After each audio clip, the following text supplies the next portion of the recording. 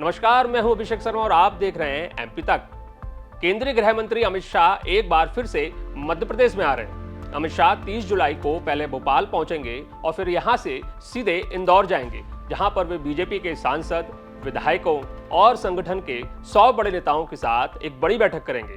यहां पर मालवा निमाड़ को जीतने की रणनीति तैयार की जाएगी। ऐसे में बड़ा सवाल यहां खड़ा होता है कि मालवा निमाड़ पर बीजेपी का इतना फोकस क्यों है। इसे समझने के लिए हम आपको मालवा निमाड़ की सीटों का पूरा गणित विस्तार से बताते हैं। दरअसल मालवा निमाड़ में कुल 66 सीटें आती हैं, जिसमें से 22 सीटें तो आदिवासी वर्ग के लिए ही आरक्षित की गई हैं। 2018 के विधानसभा चुनाव में मालवा निमाड़ की 66 सीटों में से कांग्रेस ने 35 सीटों पर जीत दर्ज की थी और बीजेपी को यहां पर सिर्फ 28 सीटें मिली थी। लेकिन 2013 के विधानसभा चुनाव में पिक्चर बिल्कुल उलट थी। बीजेपी को यहां से 57 सीटें जीतने को मिली थी और कांग्रेस के खाते में सिर्फ 9 सीटें गई थी। 2013 के इस चुनाव की सबसे दिलचस्प बात यह थी कि आदिवासी वर्ग के लिए जो 22 सीटें यहां पर आरक्षित की गई हैं, उनमें से 16 सीटें बीजेपी जीतने में सफल रही थी।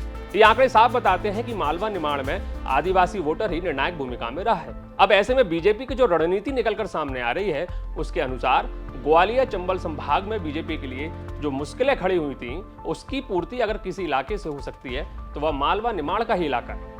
यही वजह है कि बीजेपी के सभी दिग्गज लगातार बार बार मालवा निमाड़ के दौरे पर जा रहे हैं और यही कारण है कि एक बार फिर से बीजेपी के राष्ट्रीय अध्यक्ष जेपी नड्डा की टीम में कैलाश विजयवर्गीय को राष्ट्रीय महामंत्री बनाकर बड़ी जिम्मेदारी दी गई है। ग्वालियर चंबल संभाग को लेकर जो भी ओपिनियन पोल अब तक सामने आए हैं, उसमें बीजेपी को नुकसान ही बताया गया है। ऐसे में देखना होगा कि मालवा निमाड़ का यह इलाका क्या बीजेपी के लिए संजीवनी बूटी साबित होगा।